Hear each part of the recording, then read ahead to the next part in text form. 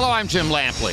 Former Olympic gold medalist Yuriorkis Gamboa burst into professional boxing with considerable fanfare several years ago after defecting from Cuba.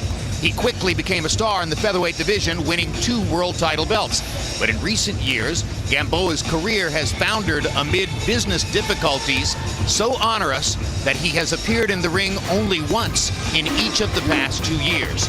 On June 28, Gamboa will try to elevate again as he goes to Omaha, Nebraska to challenge world lightweight champion Terrence Crawford on his home turf. Here now, Yuriorkis Gamboa's greatest hits. October 2008. Gamboa put his 11-0 record on the line against Marcos Ramirez. The underdog Ramirez was eyeing an upset in the opening round. And Gamboa goes down for the 3rd time in his career. When Ramirez is coming across to the right hand, the elbow kind of slips out. Gamboa definitely got caught with that on the chin. Gamboa countered with a knockdown of his own early in round 2, then looked to close the show later in the round. I think Gamboa got his pride wounded, and they are trading big time. Oh! Gamboa really took off with his throwing his punches. I don't know if Ramirez can get up and recover from this, and he can't. So Gamboa moves the record to 12-0 with 10 knockouts. January 2010. Gamboa faced dangerous bruiser Rogers Matagua. Just as in the Ramirez fight, the fireworks began early. The right and then the left hurt Mtagwa. Pretty definitive round for Yuriorkis Gamboa. And down goes Mtagwa, putting an exclamation point on it. Big first round for Yuriorkis Gamboa.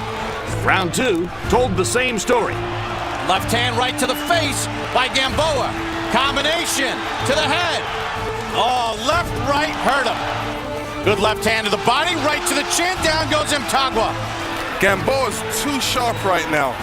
Target practice for the Cyclone of Guantanamo. Good stoppage by referee Steve Smoger, and a sensational performance from Gamboa. Too sharp, too quick, too powerful. March 2011. Following a victory over Orlando Salido, Gamboa put his featherweight title on the line against Jorge Solis. Gamboa wasted little time, turning the fight into his own personal highlight reel. Oh, right hand puts down Solis. And there's the speed and the power of Gamboa. This the Gamboa we want to see. A guy who gambles and goes for the knockout. Gamboa just picking apart Jorge Solis. And down goes Solis. And that is the end of round number 3. Oh, right hand puts down Solis. 4th time he's been down. Solis off balance. Gamboa trying to measure him up and comes in with power shots again. Left hand hurts Solis. Right hand combination. Down goes Solis. David Field stops it here in the 4th. That's the Gamboa we were all waiting to see. This is a coming out party for him, I think. September 2011. Gamboa faced off with hard-hitting Mexican Daniel Ponce de Leon. Gamboa's speed kept the dangerous southpaw at bay. Good right hand by Gamboa. De Leon walked right into it. Oh, what a right hand by Gamboa. Gamboa's dominating speed advantage is beginning to show up.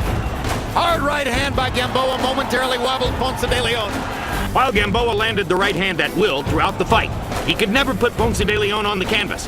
The action came to a halt in round 8. Their heads come together and clash, and there's blood above the left eye of Ponce de Leon. Accidental headbutt. Conventional fighter against a southpaw, both guys trying to be offensively aggressive at times. It's the kind of thing which was bound to happen. They're gonna stop it. Going to the judges' scorecards after 8 rounds, Gamboa easily claimed a unanimous decision victory. December 2012. Following a 15-month layoff, Gamboa finally returned to the ring, moving up to 130 pounds to face Michael Forenas. Early on, Gamboa's accuracy looked sharp. Now Gamboa is starting to land and find the target. Good body shots indeed by Gamboa. This time Forenas takes them pretty well and comes back. Down goes Forenas on a combination by Gamboa. It wasn't that hard of a punch, but I think Forenas just did not see it coming. Entering the middle rounds, Forenas tried to take advantage of Gamboa's ring rust, landing some solid shots of his own. But Gamboa countered back in round 7.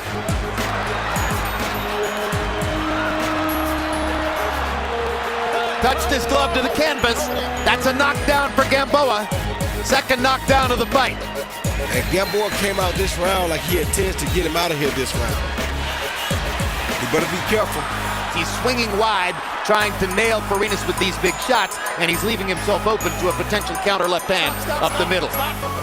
An eager Gamboa attempted to close the show in round 9, but his aggression gave Farinas an opening. And now Gamboa backs him into the corner, and Farinas starts to wobble, and Gamboa is making constant contact here, and down goes Gamboa on a straight left-hand counter. Had he gone to Farinas' body, he would have stopped Farinas right there, but he wouldn't go to the body. He kept going to the head and allowed Farinas to throw a head shot back.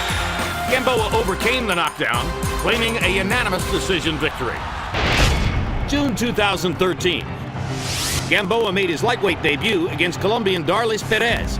Gamboa took a scorecard lead in the opening round. And down he goes. That's a knockdown. That's a knockdown. The referee is ruling it a knockdown. It was a low-contact knockdown, that's for sure.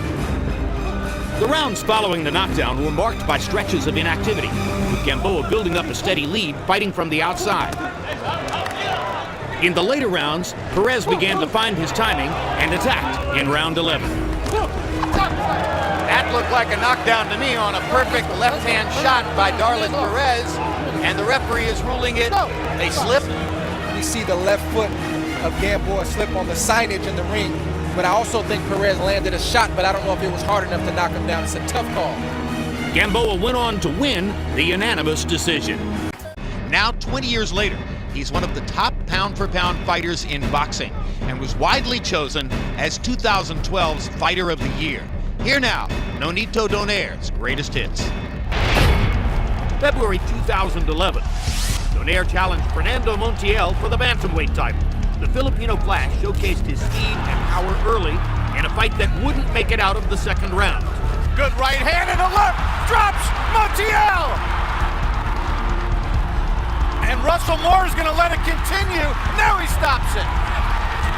Nonito Donaire with a counter left after absorbing a right. He's on top of the world tonight.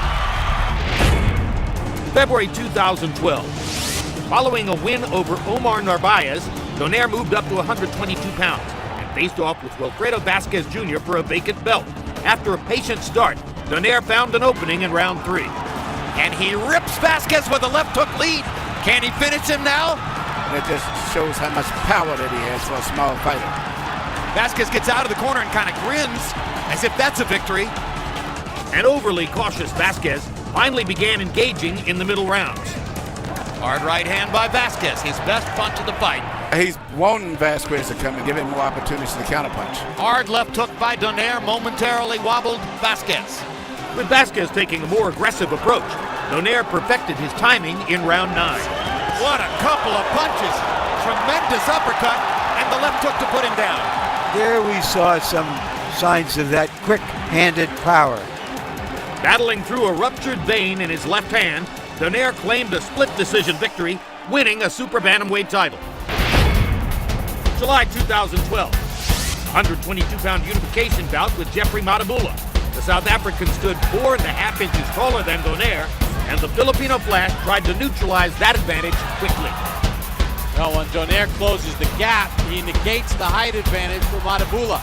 And that's what Nico has to do. Just get close to him and put those big punches on him and try to get him out as quick as he can. Matabula was willing to trade inside with Donaire, but left himself open at the end of round 4. Go! Left hand! Drops Matabula. First down in his career. He's been down on the canvas, a left hand near the end of round 4.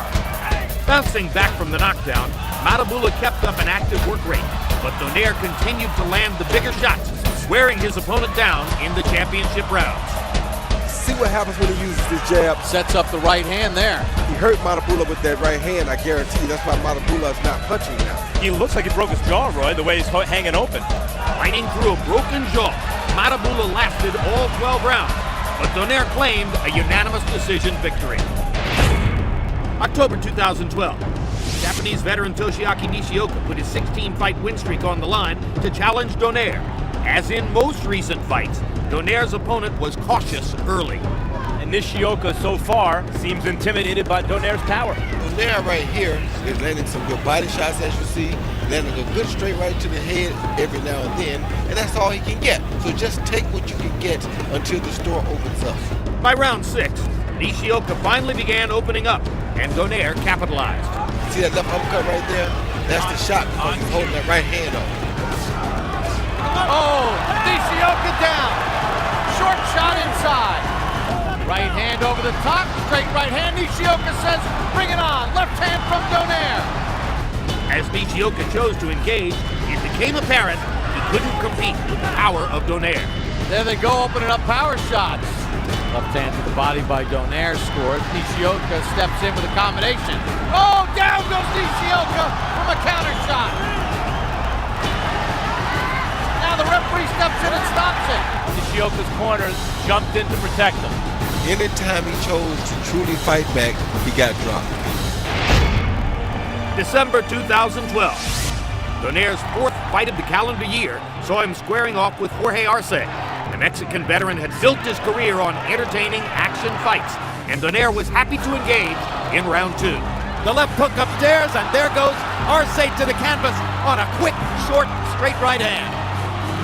The aggression of Arce played right into Donaire's hand, bringing the night to an end in round 3. And here's Donaire looking for the knockout, and Arce's down again. Second knockdown of the fight for Nonito Donaire, and Jorge Arce is rubbing a glove against his left eye. Good right hand by Donaire, and another left uppercut. And down goes Arce on a brilliant left hook, and that just might be that, and it is. He has one of the best left hooks in the business today. When he hits him with that, it's usually lights out. Nonito Donaire with his 4th win of 2012.